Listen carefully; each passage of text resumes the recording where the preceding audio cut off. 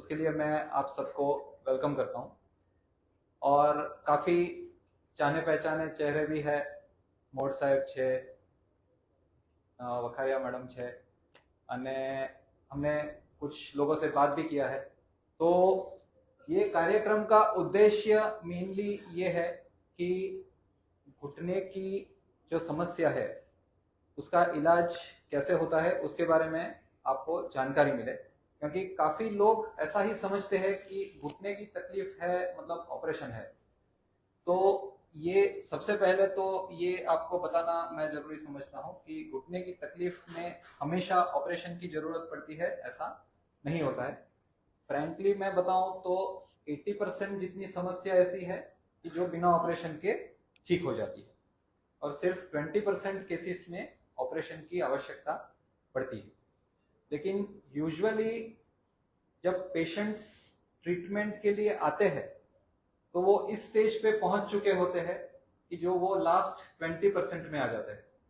मतलब जैसे काफी आपने बताया कि 10 साल से प्रॉब्लम है, 15 साल से प्रॉब्लम है, तो जब प्रॉब्लम की शुरुआत होती है उस टाइम पे अगर हम केयर लेना शुरू करें तो हम इस समस्या से बच सकते हैं, ऑपरेशन को टाल सकते हैं। तो नी एंड हिप आर्थराइटिस अवेयरनेस, जैसे ये डॉक्टर इशित है, ये भी ऑर्थोपेडिक सर्जन है हमारे साथ। उन्होंने जैसे बताया, मैं पिछले 15 साल से सूरत में यही काम कर रहा हूँ, और मेरा जो मेन फोकस है वो हिप जॉइंट रिप्लेसमेंट और नी जॉइंट रिप्लेसमेंट के ऊपर है। Slide please, next please. तो जैसे जैसे उम्र बढ़ती है कोई ना कोई समस्या आनी है। किसी को हार्ट की प्रॉब्लम होती है, किसी को डायबिटीज होता है, किसी को किडनी की प्रॉब्लम होती है, और काफी लोगों को ऑर्थोपेडिक रिलेटेड समस्या होती है। ऑर्थोपेडिक समस्या नेक्स्ट, जैसे हम देखें तो आर्थराइटिस, या फिर हम हिंदी में जिसको गठिया बोलते हैं, तो 50 साल की उम्र के बाद 50% लेडीज को गठिया होना है, मतलब आर्थराइटिस होना है। ये आर्थराइटिस काफी प्रकार के होते हैं। जैसे कुछ आर्थराइटिस होते हैं जैसे रूमेटॉइड आर्थराइटिस या वायु बोलते हैं, आपने सुना होगा। तो उसमें यंग एज में पेन होना शुरू हो जाता है, हाथ जकड़ जाते हैं, सुबह में उठते हैं तो पूरे शरीर में जकड़न सी महसूस होती है। तो ये जो समस्या है वो रूमेटॉइड आर्थराइटिस या संधिवात इसको बोलते हैं। और दूसरा जो होता है वो एज रिलेटेड, मतलब बढ़ती उम्र के साथ होने वाली समस्या। जैसे जैसे 40 के बाद हमारा बॉडी एजेड होने लगता है तो वेर एंड टेयर होने लगता है। हमारे शरीर की जो रीजनरेटिव कैपेसिटी, मतलब नए सेल डेवलप करने की कैपेसिटी होती है, वो धीरे धीरे कम होने लगती है। जैसे बाल सफेद होने लगते हैं, बराबर उसी तरह से घुटने की जो गादी रहती है वो गादियों में घिसा हुआ आता है, इसलिए कहीं ना कहीं पे दर्द होता है। और मैंने जैसे बताया कि ये दर्द जो है वो काफी हद तक बिना ऑपरेशन के ठीक हो सके ऐसे होते हैं। Next please. जैसे नेक्स्ट, पेशेंट्स आर्थराइटिस के लिए आते हैं हमारे पास, तो मतलब पहले ये पूछते हैं कि इसका कारण क्या है, ये हुआ क्यों है, घुटना घिसने की वजह क्या है। जो बेटी मम्मी के साथ आती है उसको ये चिंता रहती है कि जैसे मम्मी का ये हाल है तो मैं जब इस एज में पहुंचूंगी तो मुझे ये समस्या होगी कि नहीं होगी। तो ये आनुवंशिक यानी कि फैमिली में रन करने वाली समस्या नहीं है। ऐसा नहीं है कि मम्मी को आर्थराइटिस है तो बेटी को होना है, क्योंकि ये जो है वो काफी हद तक लाइफस्टाइल रिलेटेड प्रॉब्लम है। और लाइफस्टाइल रिलेटेड में मेनली जो दो चीजें आती है, एक है वजन का बढ़ना और दूसरा है मांसपेशियों का कमजोर पड़ना। ये दो चीजें जो है वो 20-25 साल से आपका ग्राफ शुरू हो जाता है, वजन बढ़ना भी शुरू हो जाता है, और अगर आप रेगुलर एक्सरसाइज वगैरह नहीं करते हैं तो मांसपेशियों का कमजोर होना भी शुरू हो जाता है। हमारे शरीर की रचना कैसी है कि उसमें हड्डियों की मजबूती और मांसपेशियों की मजबूती जो है वो 25-30 साल तक ही बढ़ती है। मतलब बॉडी की जो मैकेनिज्म है वो सेविंग्स बैंक अकाउंट की तरह काम करती है कि आपने 25-30 साल तक अकाउंट में जो पैसे जमा किए हैं आपको बाद में उसी से काम चलाना है। तो 25-30 साल तक आपकी बोन्स जितनी स्ट्रांग बनती है, आपके मसल्स जितने मजबूत बनते हैं, तो जब आप बूढ़े होंगे तब आपको समस्या कम होगी। तो इस उम्र में एक्सरसाइज वगैरह करना आवश्यक है। Next please. और हम लोग ऐसा सोचते हैं कि अभी हमें कोई समस्या नहीं है, अभी तो मैं हेल्दी हूँ, अभी तो बच्चे छोटे हैं, अभी तो घर का काम करने से टाइम नहीं मिल रहा है। तो उसमें 30, 40, 45 साल के हो जाते हैं और तब घुटने की प्रॉब्लम शुरू होती है।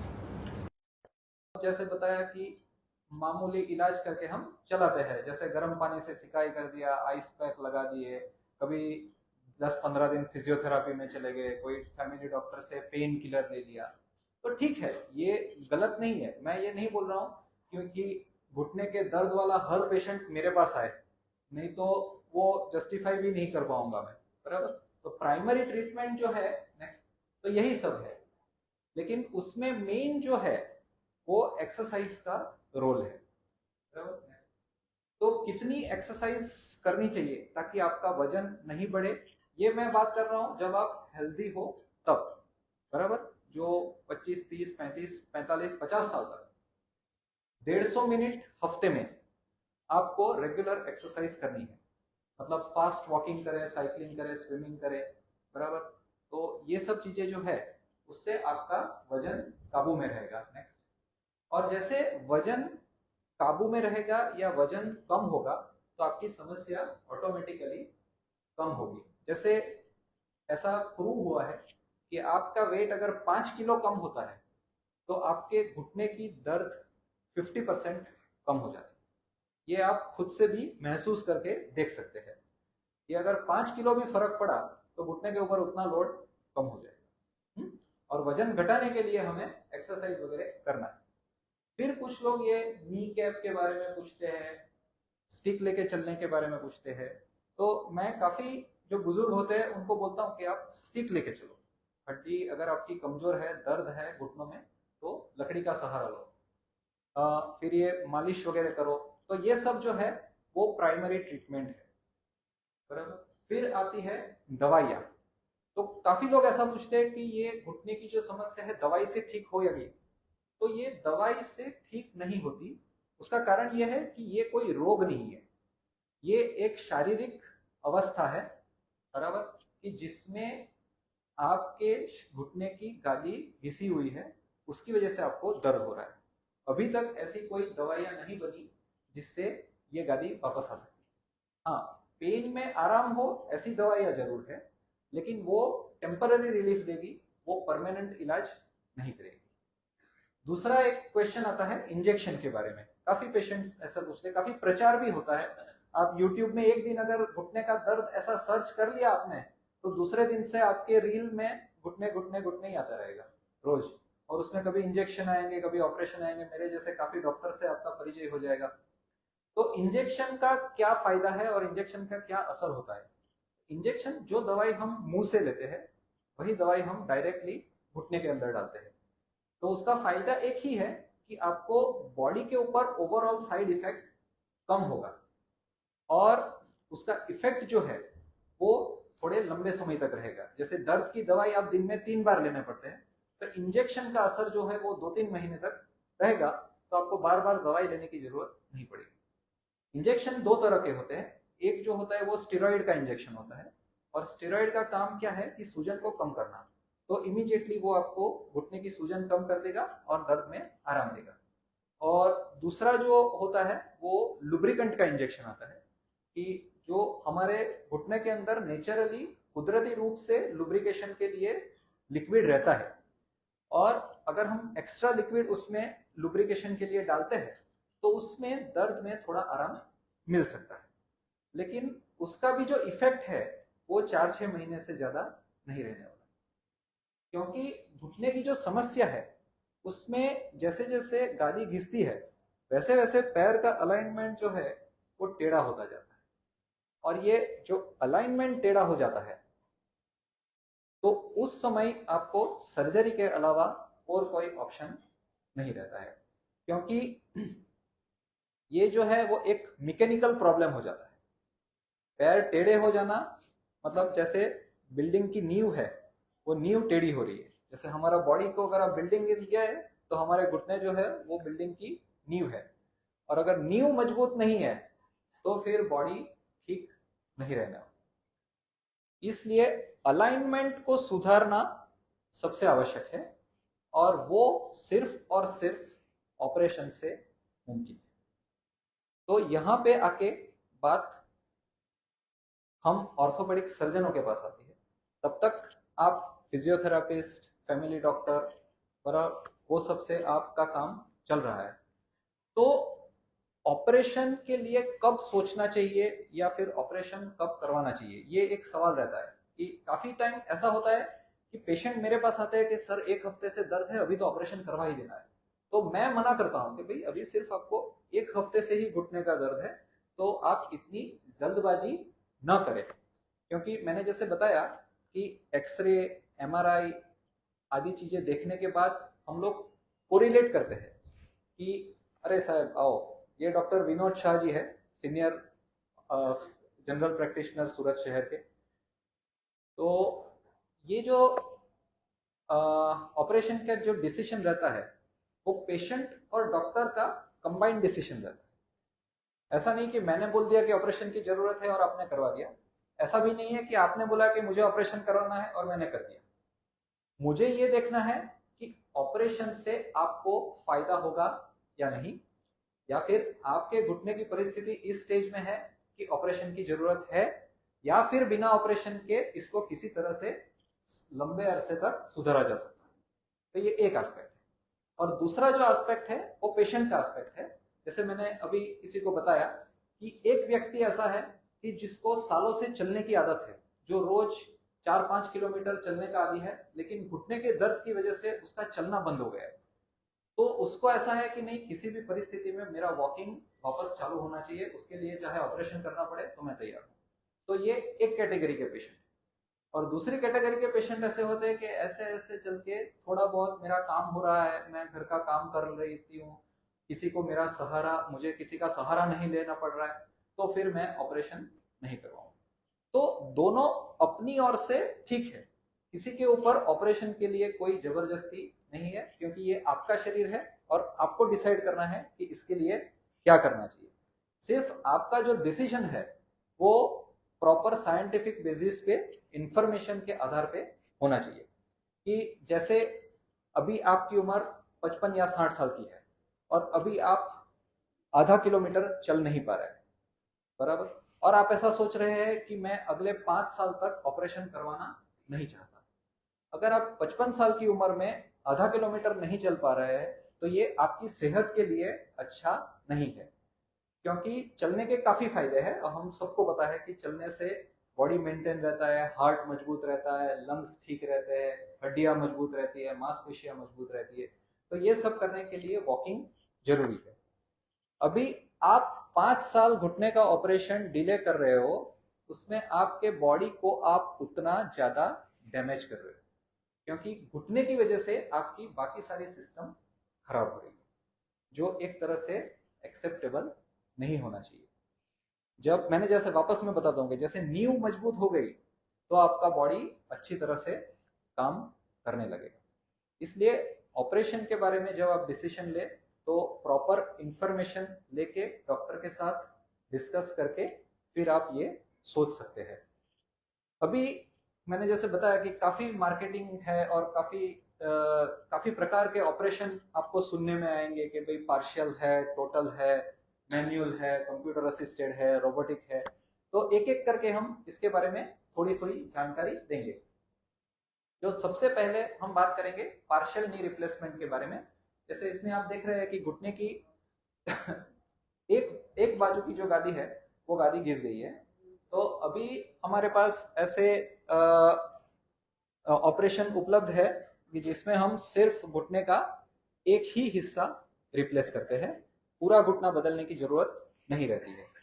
अभी ये जो पार्शियल नी रिप्लेसमेंट रहता है उसका एक फायदा ये रहता है कि हमारे घुटने के जो 4 लिगामेंट होते हैं वो चारों लिगामेंट हम पार्शियल नी रिप्लेसमेंट में प्रिजर्व करते हैं।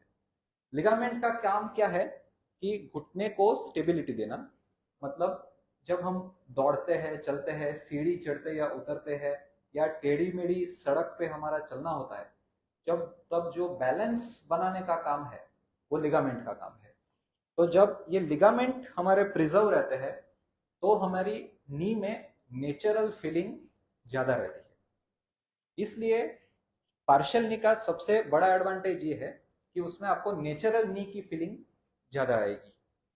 दूसरी चीज, इसमें जो डिसेक्शन मतलब काटकुट होगी वो कम हो जाएगी, क्योंकि ऐसे छोटे से इंसिशन में से हम ऑपरेशन कर सकते हैं, तो इसलिए रिकवरी भी जल्दी होगी, कोई मांसपेशियां आपकी कटेगी नहीं, इसलिए फिजियोथेरेपी की रिक्वायरमेंट भी काफी कम हो जाएगी। तो ये पार्शियल नी रिप्लेसमेंट का सबसे बड़ा एडवांटेज है।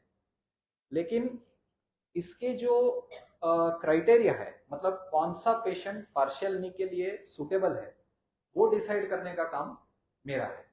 मतलब आपने बोल दिया कि मुझे पार्शियल करना है और मैंने कर दिया, ऐसा नहीं है। मैं ये तय करूंगा कि आपके लिए पार्शियल नी सही है या नहीं।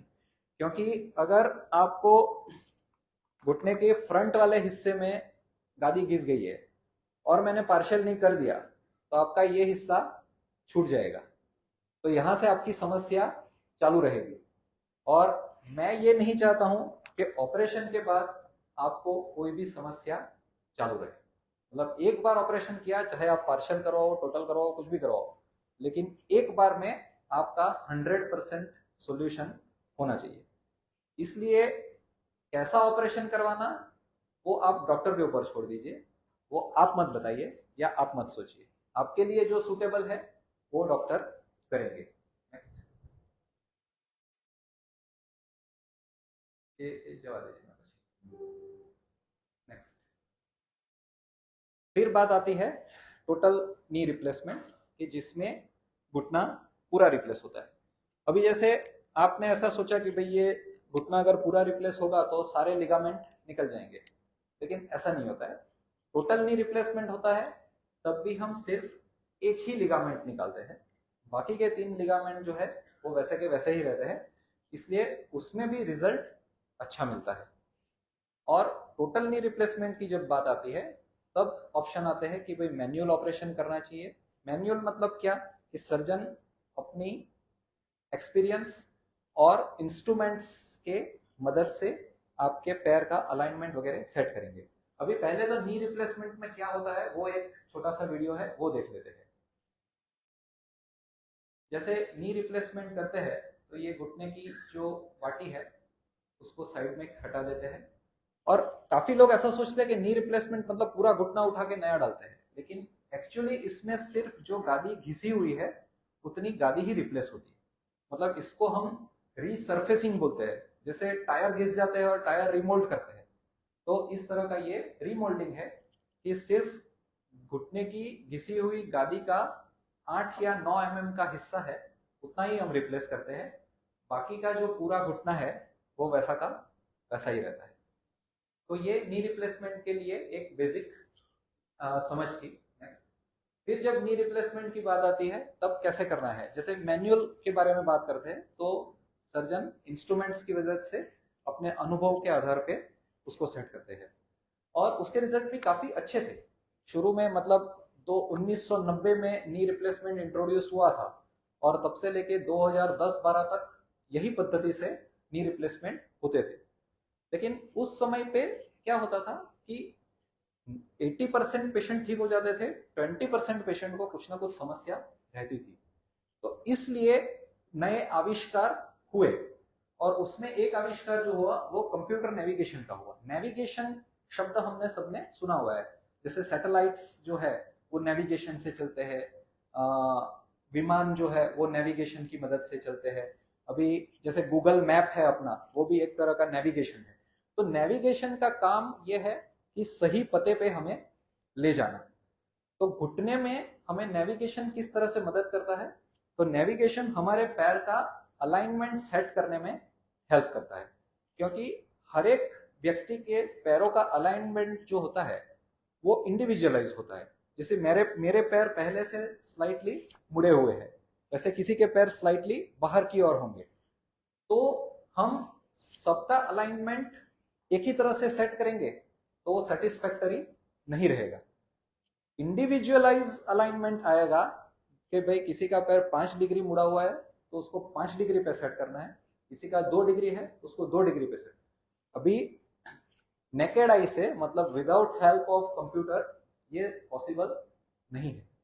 तो कंप्यूटर का जो उद्देश्य है वो ये है कि वो अलाइनमेंट के बारे में सर्जन को गाइड करता है कि जैसे हमने ऑपरेशन किया तो कंप्यूटर हमें दिखाएगा कि भाई आपका जो ये है 4 डिग्री पे है या 6 डिग्री पे है, तो उस हिसाब से हम उसको रीसेट कर सकते हैं और हमारा जो गोल है वो गोल के ऊपर हम पहुंच सकते हैं।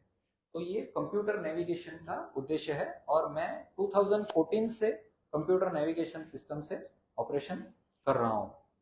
उसका जो एडवांसमेंट आया है वो रोबोटिक है, जिसके बारे में हम आज काफी सुन रहे हैं।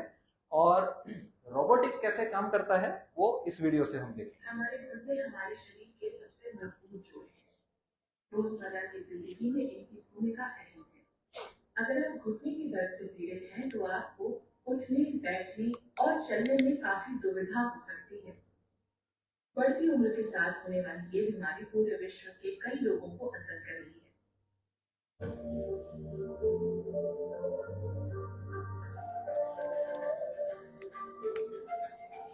इसका एक इलाज है टोटल नी रिप्लेसमेंट, जिसमें घुटने की घिसी हुई गादी को हटाकर नए इम्प्लांट फिट किए जाते हैं।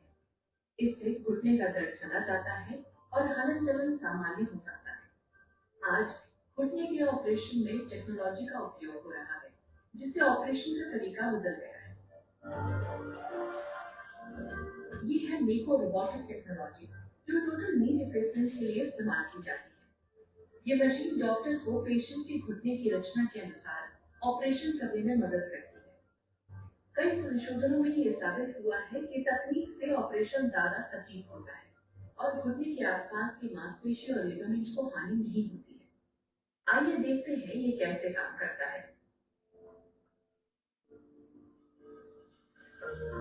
इसकी शुरुआत पेशेंट के घुटने की सीटी स्कैन से होती है।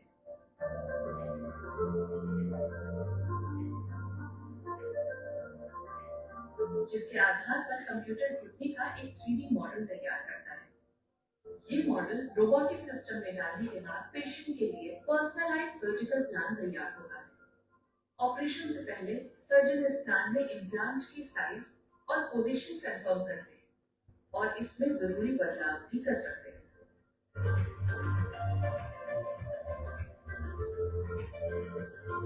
ऑपरेशन के दौरान सर्जन द्वारा पेशेंट के मॉडल के साथ पेशेंट के घुटने को मैच कर सके। इससे प्लान के मुताबिक ऑपरेशन होने की संभावना बढ़ती है।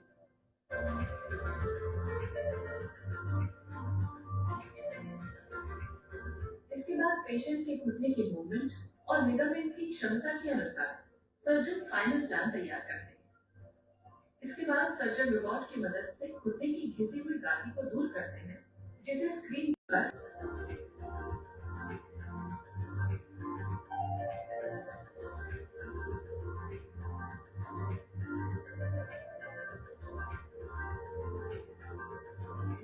हड्डी पर इम्प्लांट लगाए जाते हैं। सर्जरी के बाद पेशेंट को रिकवरी रूम में लाया जाता है और बाद में घुटने की एक्सरसाइज शुरू की जाती है।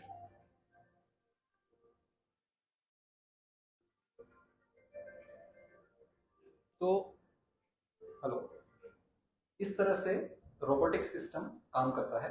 तो पेशेंट्स को अक्सर ये कंफ्यूजन रहता है कि भाई ये कंप्यूटर सिस्टम और रोबोटिक सिस्टम के क्या अंतर है और दोनों में क्या फायदे हैं।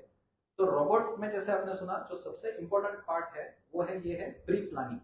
मतलब पहले से आपके इम्प्लांट की साइज और आपका अलाइनमेंट जो होता है वो रोबोट में सेट होता है और उस प्लान के हिसाब से ही पहले से डिसाइड की हुई मात्रा में ही बोन कट होती है। मतलब जो ट्रायल एंड एरर का कंपोनेंट है वो रोबोटिक में बिल्कुल निकल जाता है। मतलब पहले से डिसाइड किया है कि भाई 8 mm बोन काटनी है तो मशीन सिर्फ 8 mm ही बोन काटेगा, वो 6 भी नहीं काटेगा और 10 भी नहीं काटेगा। तो ह्यूमन एरर का जो पार्ट है वो रोबोट में निकल जाता है, ये उसका सबसे बड़ा फायदा होता है। तो अभी नी रिप्लेसमेंट के बाद की रिकवरी कैसे होती है वो इस वीडियो में हम देखते हैं कि जैसे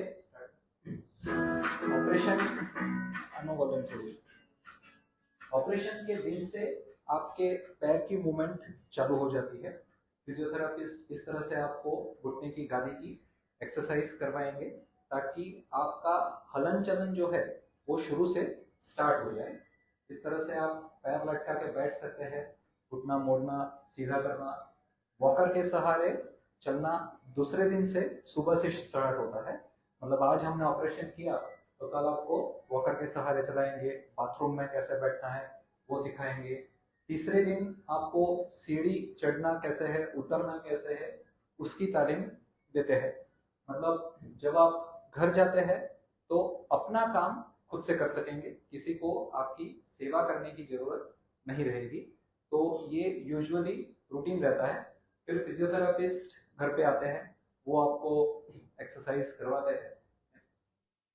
जैसे ये ऑपरेशन के 8 या 10 दिन के बाद लिए गए वीडियोस है जिसमें आप पैर की मूवमेंट घर पे कर रहे हैं, बराबर विदाउट सपोर्ट आपका चलना शुरू हो रहा है। ठीक है,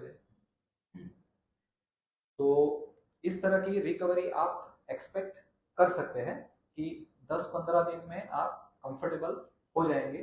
थोड़ा बहुत दर्द आपको रहता है, पेन किलर की जरूरत शायद आपको 15 या 20 दिन तक पड़ सकती है, लेकिन ये काफी सेफ दवाइयाँ रहती है, बहुत ज्यादा स्ट्रॉन्ग दवाइयाँ नहीं रहती है। अभी ऐसे पैचेस आते हैं पेन किलर के जो यहाँ पे स्टिक कर देते हैं हम, तो उसमें से दवाई चालू रहती है, आपको मुंह से कोई गोली लेने की जरूरत नहीं पड़ती है।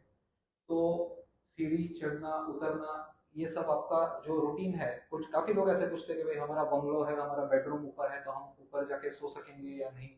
तो ये सब जो मूवमेंट है वो 10-15 दिन में काफी कंफर्टेबल हो जाती है। उसके बाद कितना चल सकते हैं, तो आप ऑपरेशन के 1-8 महीने बाद धीरे धीरे करके चलना बढ़ा सकते हैं। और जैसे ये पेशेंट है वो ऑपरेशन के 1.5 महीने के बाद आप देख सकते हैं राइट नी का ऑपरेशन हुआ है तो कंफर्टेबली चल रहे हैं। वो व्यक्ति है वो 3 महीने के बाद साइकिलिंग कर रहे हैं। मतलब ये सब जो रूटीन एक्टिविटी है वो आप धीरे धीरे करके रिज्यूम कर सकते हैं। पाल्टी मार के बैठना, जमीन के ऊपर बैठना, ये काफी चीजों के ऊपर डिपेंड करता है, लेकिन 80% तक लोग नीचे बैठ सकते हैं, पाल्टी लगा सकते हैं ऑपरेशन के 3 या 6 महीने के बाद।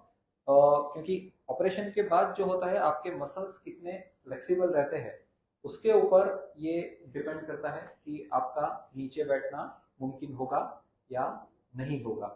ठीक है, क्या कर सकते हैं, तो आप कितना भी चल सकते हैं, इसकी कोई लिमिट नहीं है। मतलब आपको 10 किलोमीटर चलने की आदत है, 5 किलोमीटर चलने की आदत है, तो ऑपरेशन के 6 महीने साल भर बाद आपकी ऐसी एक्टिविटी रिज्यूम हो सकती है। आप स्विमिंग कर सकते हैं, साइकिलिंग कर सकते हैं, ये सब कर सकते हैं। कुछ कॉमन क्वेश्चंस जो पेशेंट्स हमें पूछते हैं कि ऑपरेशन के लिए सही उम्र क्या है, तो उसके बारे में हमने पहले ही चर्चा की कि भाई इसकी कोई सही एज नहीं है। आपके घुटने में कितनी तकलीफ है और आपकी क्या एक्सपेक्टेशन है उसके ऊपर ये डिपेंड करता है कि आप 50 की उम्र में ऑपरेशन करवाते हैं या 70 की उम्र में करवाते हैं।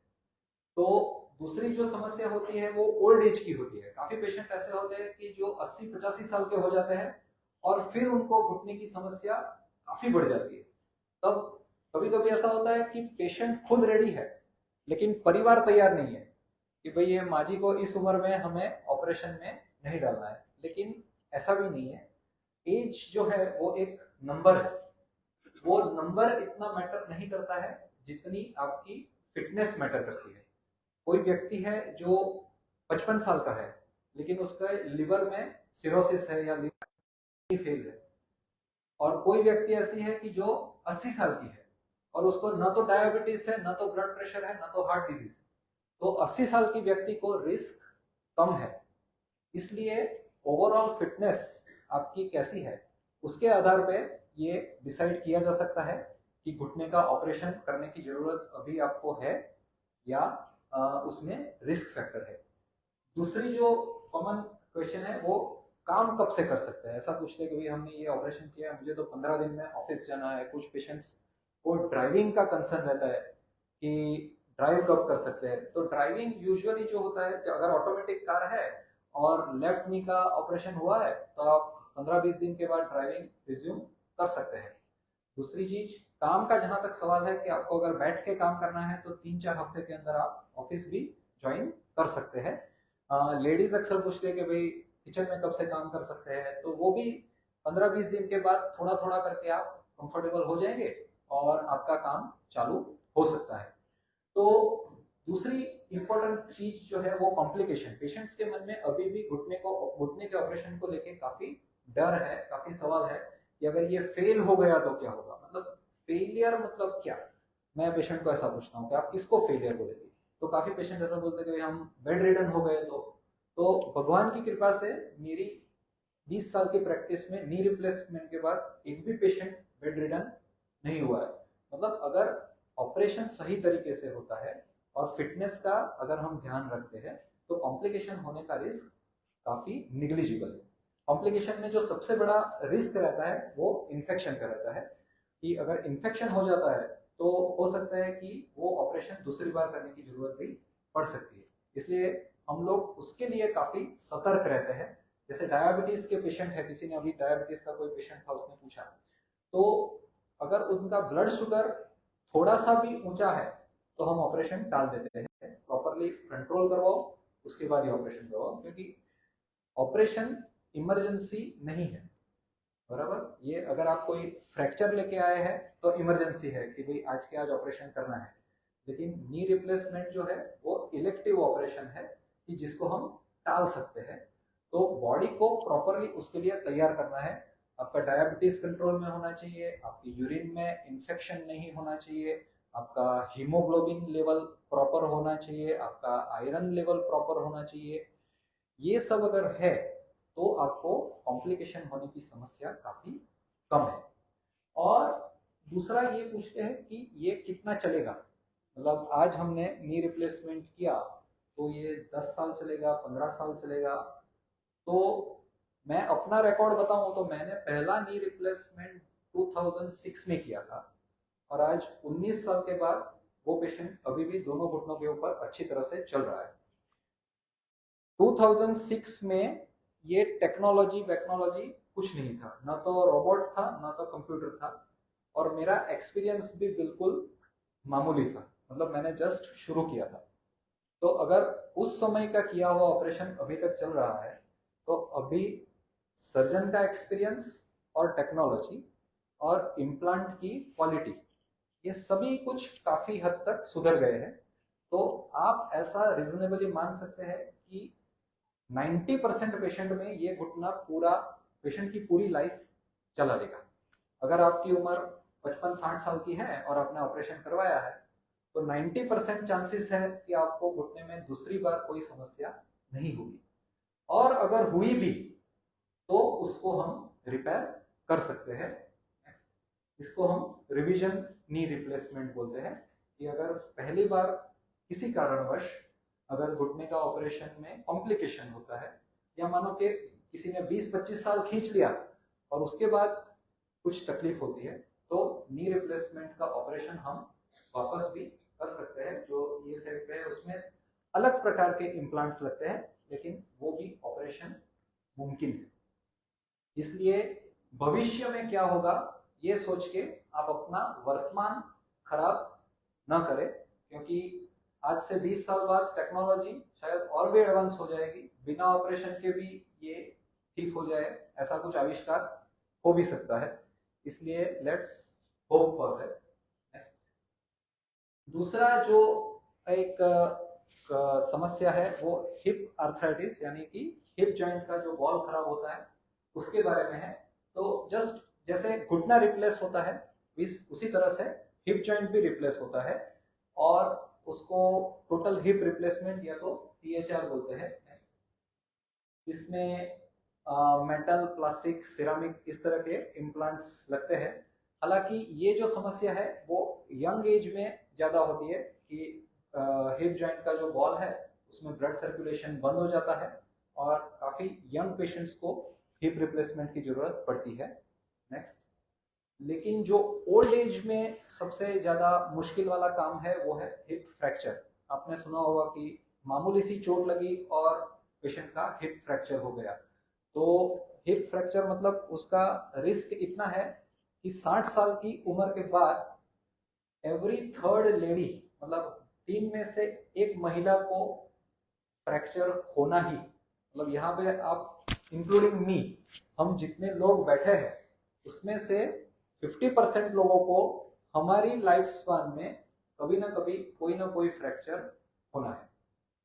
किसी को रिस्ट जॉइंट का होता है, शोल्डर का होता है, मणके रीढ़ की हड्डी का होता है, हिप जॉइंट का होता है। उसमें हिप जॉइंट का फ्रैक्चर जो है वो थोड़ा समस्या वाला है। आपने पहले जो वीडियो चल रहे थे उसमें शायद आपने सुना होगा कि हिप फ्रैक्चर के बाद 30% पेशेंट्स जो है वो 1 साल के अंदर उनकी मृत्यु हो जाती है किसी ना किसी कारणवश। इसलिए इससे बचना बहुत जरूरी है। और इससे बचा कैसे जाए, तो उसके लिए हमें अपनी हड्डियों को स्ट्रांग रखना है। और हड्डियों को स्ट्रांग रखने के बारे में जैसे मैंने कार्यक्रम के शुरू में बताया कि इसकी जो शुरुआत है वो हमें यंग एज से करनी है। 20-25 साल की उम्र तक ही हमारी हड्डियां मजबूती प्राप्त करती है। तो आप सबका टाइम जो है वो निकल गया है, लेकिन अभी आप जो कर सकते हो वो उसको मेंटेन करने के लिए कर सकते हो। और मेंटेन कैसे किया जाए, तो आप रेगुलर कैल्शियम और विटामिन डी की खुराक ले, आपके डाइट में प्रोटीन की मात्रा एडिक्वेट हो और आप रेगुलर एक्सरसाइज करें। तो एक्सरसाइज के 2 फायदे हैं। एक तो आपकी मांसपेशियां मजबूत बनेगी, इससे आपके घुटने वगैरह में दर्द कम होगा, ये एक फायदा है। और दूसरा फायदा है कि आपका बैलेंस बना रहेगा। जैसे ये बुजुर्ग है, 80 साल के हो गए और स्कूटर पे आए हैं। मैं सबको बोलता हूं कि आपको 60-65 साल की उम्र के बाद स्कूटर चलाना बंद कर देना चाहिए। आपके ऊपर भगवान की कृपा बनी रहे, लेकिन किसी ने अगर किसी कारणवश कहीं पे चोट लग गई तो फ्रैक्चर होने का रिस्क रहता है। इसलिए गिरने से बचना बहुत आवश्यक है। जो ओल्ड एज पेशेंट होते हैं, और अक्सर ऐसा होता है कि जो 80% इंसिडेंट्स होते हैं गिरने के, वो घर में ही होते हैं। बाथरूम में गिर गए, बेडशीट में पैर लटक गया और गिर गए। तो ये जो घर का वातावरण है वो स्पेशली बुजुर्गों के लिए ऐसा होना चाहिए कि गिरने का रिस्क न हो।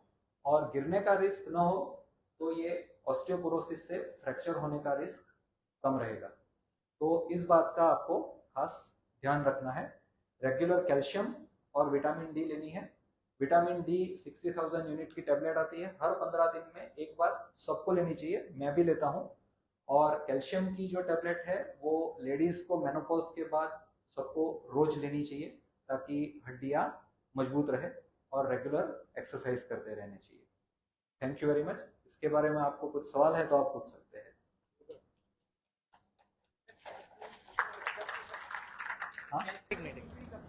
हाँ लक्ष्य आपसे। विटामिन डी और कैल्शियम, जिसको डायबिटीज है उसको लेने में कोई तकलीफ नहीं, उसको लेने में कोई तकलीफ नहीं है। डायबिटीज की दवा लेता है उसके जिम्मे ले चलेगा, उसके साथ में आप कैल्शियम और विटामिन डी की दवाई ले सकते हैं, उसमें कोई समस्या नहीं। કીધું તો ખરું। સી જો વજન કેવું છે કે આપણી કેલરી ઉપર ડિપેન્ડ કરે। કેલરી એટલે સમજો ને તમે કે આપણે કેટલું અંદર લઈએ છીએ અને કેટલું બાળીએ છીએ, બરાબર? એટલે આપણો ઇન્ટેક વધારે હોય અને એક્સપેન્સ ઓછો હોય તો એ જમા થશે, ચરબીના રૂપમાં જમા થશે। એટલે કાં તો આપણે ઇન્ટેક ઓછો કરવો પડે અને આપણે આઉટપુટ વધારવો પડે। એટલે પરસેવો થાય એવી કસરત કરવી પડે તો વજન ઉતરે। હા, એટલે સુરતમાં એ જ તો સમસ્યા છે।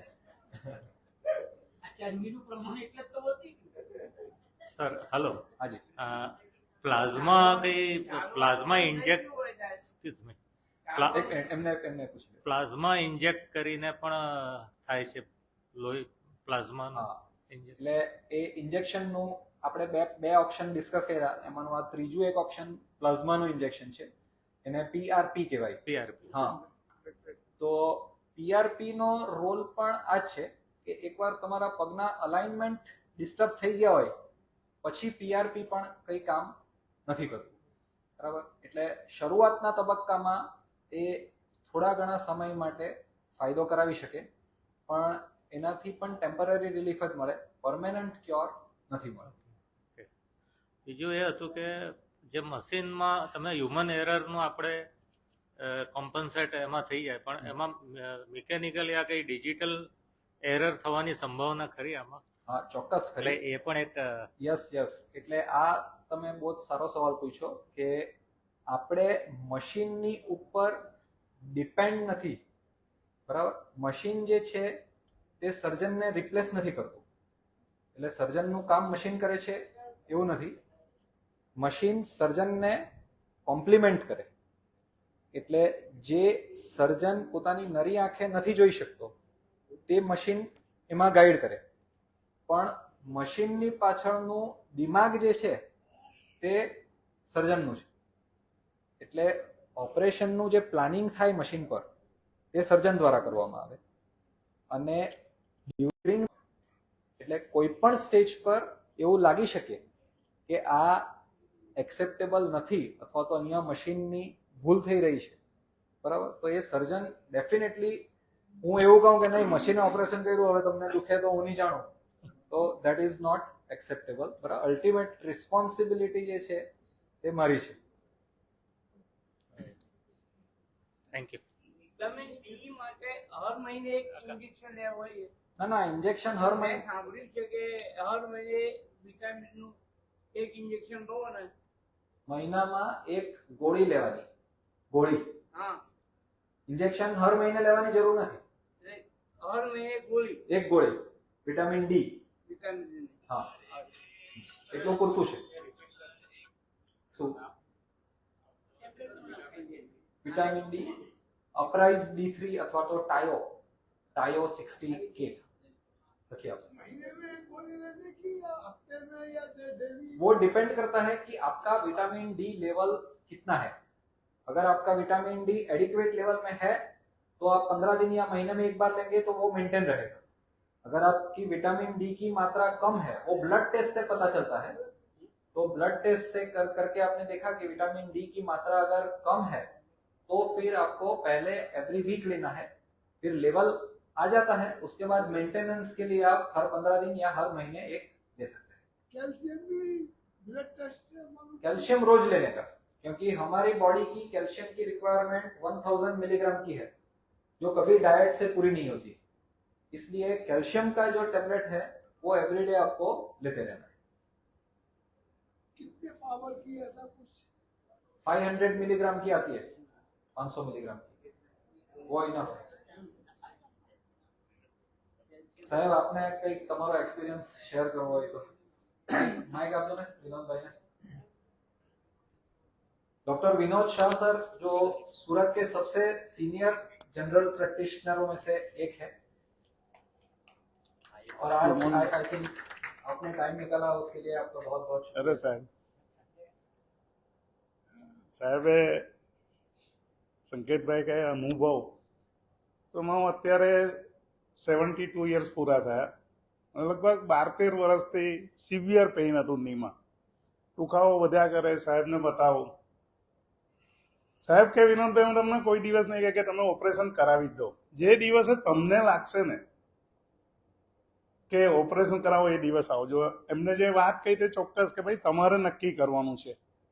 હું દરરોજ મેં નક્કી કરેલું 2023 સુધી હું દરરોજ 10,000 સ્ટેપ ચાલતો હતો, ગમે તેવું કોમ્પેન્સેટ કરતો હતો. દુખાવો ભયંકર, લિમ્પિંગ ગેટ, મારા વારસ એટલે પગ બહારની બાજુ બેવ વળી ગયેલા, દુખાવો વધતો જ જતો હતો, વધતો પણ ખેંચ્યા કરતા હતા. મને બહુ બીક લાગતી હતી. મેં સાહેબ હું બહુ બીવ છું કે કંઈ કોમ્પ્લિકેશન થયું તો કદાચ કાયમ દુખાવો થયો, મનમાં જાતના વિચાર હતા. ગયા વર્ષે 7મી ડિસેમ્બરે મારો લેફ્ટ અને નીમાં લેફ્ટ ની બહુ ખરાબ હતો.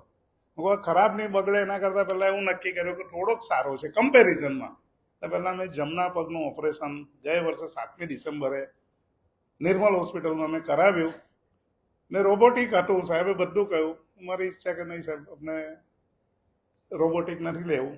7મીએ ઓપરેશન થયું, 10મી તારીખે રજા આપી, પહેલે દિવસે ચાલ્યા, બીજે ત્રીજે 2 દિવસ હોસ્પિટલમાં રહ્યો. દરરોજ વિકાસભાઈ છે, ક્યાં ગયા વિકાસભાઈ, એ ફિઝિયોથેરાપિસ્ટ ઘરે આવતા હતા, 1 મહિનો કરી. તો અત્યારે જમણા પગ 1 વર્ષ પછી એમ કહું કે આરામથી મને તદ્દન નોર્મલ છે. પછી વાત આવી લેફ્ટની જોઈન્ટની, એ મેં 24 એપ્રિલે કરાવી. 24 એપ્રિલે મેં બીજો પગ લીધો. એ નક્કી કર્યું. એ થોડો કોમ્પ્લિકેટેડ હતો, 17 ડિગ્રી જેટલું વારસ હતું. એટલે સાહેબ કે વિનોદ કોમ્પ્લિકેટેડ વધારે હતું. સાહેબે કરી આપ્યું. સાહેબ તમારો હું અહીંયાથી આભાર માનું છું. એમાં મને પણ મિત્રો એક વસ્તુ ચોક્કસ છે કે ઓપરેશન કરાવતા પહેલાં પણ મેં સતત ફિઝિયોથેરાપી ચાલુ રાખેલી. ઓપરેશન પછી આજે મને વરસ થયું તો પણ અઠવાડિયામાં હું 5 દિવસ તો ફિઝિયોથેરાપી કરું જ છું, હજુ પણ કરું છું. અત્યારે તમે મને કહે સ્કોટિંગ તો હું આરામથી આટલું કરી શકું છું. મને કોઈ પણ એક્સરસાઇઝ કરવાની તો મને હવે તકલીફ નથી પડતી. જે હું લંગડાતો હું આમ ચાલતો હતો એકદમ. જો મારા બધા જ ફોટા છે, અત્યારે મારાથી ડિસ્પ્લે નહીં થઈ શકે. 6 ડિસેમ્બર ઓપરેશન પહેલાનો ફોટો છે, 7મીનો છે, 8મીનો છે, 24 એપ્રિલે ઓપરેશન કર્યું એના 3 દિવસ પહેલાના પણ મારા ડાબા પગના છે. તમે જુઓ તો એટલો બધો હું લંગડાતો તો દૂરથી તમે કહો કે વિનોદભાઈ તમે ઓપરેશન કરાવો. મારા મિત્રો ડૉક્ટર નિર્મલભાઈ ને અમે બધા ક્લાસમેટ મને 2018થી કહેતા હતા કે વિનોદભાઈ તમે ઓપરેશન કરાવો. મારા દિલમાં એક ડર હતો. મારો દીકરો અમેરિકા છે કે પપ્પા તમે કોઈનું માનતા જ નથી એટલે મેં તમને કહેવાનું છોડી દીધું. હવે મારા મિત્રો બધા કહે કે વિનોદભાઈ, પણ એક વસ્તુ ચોક્કસ છે, સાહેબે જે કહ્યું, મિત્રો તમારા મગજમાં એવું લઈને નહીં જતા કે ઓપરેશન એટલે ચમત્કાર છે કે બીજે દિવસે સવારે તમે ઘોડાની જેમ દોડશો. નહીં, તમારે કાળજી રાખવાની છે. એટલે એક્સરસાઇઝ, તમારી કાળજી એક્સરસાઇઝ એ આપણે કરવાની જ છે ને. તકલીફ હોય તો સાહેબ અને આખી એમની ટીમ બેઠી છે. હું સાહેબ પાસે કરાવ્યું, એમનો સ્વભાવ, એ બધી વસ્તુઓને આપણે એ નથી કહેતા કે એમની આવડત, પણ કોઈ જાતનું કોમ્પ્લિકેશન મને વરસ થયું. મારા પછી બીજા 30 ડૉક્ટરોએ, હું જાણું છું સાહેબ પાસે તો 100-150 ડૉક્ટરો હશે, પેશન્ટો તો છે જ, એ બધાએ પણ કરાવ્યું, પણ કોઈને કોઈ તકલીફ નથી. મારો ઓસ્ટ્રેલિયાથી એક મિત્ર આવી ગયા, એમને કરાવ્યું 3 મહિના, ગણેશભાઈ દેસાઈ કરીને, એ પણ એકદમ ફાઇન છે. એ મને કે વિનોદભાઈ તમે મને હિંમત આપી, પણ એમને જોઈને મેં પણ હિંમત લીધી. ઓપરેશન પછી હું મળવા ગયેલો. કોઈ પણ તકલીફ હોય સાહેબને પણ મળજો, મારો નંબર પણ રાખજો. હું ઘણા પેશન્ટોને મળવા જાઉં છું. કંઈ પણ જરૂર હોય, સંકટ સમયની સાકળ સંકેતભાઈ, એટલે એમને તો પૂછી લેવાનું. એટલે સાહેબ ફરીથી હું જાહેરમાં તમારો આભાર માનું છું. આજે હું સારી, મારા મનમાં ઘણી ગેરમાન્યતાઓ હતી કે તકલીફ પડશે, કંઈ પાકી જશે, ચલાશે નહીં તો હું શું કરીશ. મારો દીકરો અમેરિકા છે, મારા વાઈફને પાર્કિન્સન છે, માંદા રહી છે, તો હું શું કરીશ, એટલે હું કરાવતો જ નહીં હતો. પછી નક્કી કર્યું કે બધા જ પેશન્ટ કરાવે છે તો આપણે જે થાય તે એમ કરીને કરાવ્યું. સાહેબ કે વિનોદભાઈ કંઈ જ થવાનું નથી, પણ તમે તારીખ નક્કી કરો. સાહેબે મને કોઈ ફોર્સ નથી કર્યો. અમે છેલ્લા 20 સાહેબ સુરતમાં આવ્યા પહેલે દિવસ અમે મળ્યા હતા. જે દિવસે સાહેબ સુરતમાં આવ્યા ત્યારે અમે મળ્યા હતા, ત્યારનો આજનો સંબંધ છે. કારણ કે તમે એક વસ્તુ સાહેબે કહું, આ પ્રોગ્રેસિવ છે, વધશે જ. વાયરસ છે, તમે દવાઓ લો, ઇન્જેક્શન મુકાવો, ટેમ્પરરી બધી રાહત મળશે. પણ તમે બીજું એક કહું કે મેં સાહેબ સાથે એક વાત કરી કે જેમ ઓછી ઉંમરે કરાવશો ને, મેં 72 વર્ષે કરાવ્યું, પણ જો તમે 63-64 વર્ષે કરાવો તો જલ્દી સારા રિઝલ્ટ આવશે. 58 વર્ષે જો ઇન્ડિકેશન હોય, કરાવવાનું જો હોય તો 2-3 વર્ષ મારી જેમ નહીં બગાડતા. એમ થાય કે 5 વર્ષમાં હું વધારે દોડતો હતો, વધારે ચાલ્યો હતો. એ બધું મેં કોમ્પ્રોમાઇઝ કર્યું છે. એટલે સાહેબ જ્યારે કે તમારો એક્સરે ઇન્ડિકેટર આપશે જ કે કરાવવાનું જ છે, હાડકા ઘસાયા છે, સાહેબ કહેશે. અને જો ચારે બાજુના સંજોગો અનુકૂળ હોય તો કરાવજો. બને ત્યાં સુધી 73 વર્ષે કરાવી શકો તો 75 નહીં કરતા, અને 75 કરાવડો તો 78 વર્ષ નહીં કરતા. જેટલું સમયના એમાં રહીને કરાવો એટલું સારું. ફરીથી સંકેતભાઈ આપનો આભાર, ધન્યવાદ. Thank you very much sir.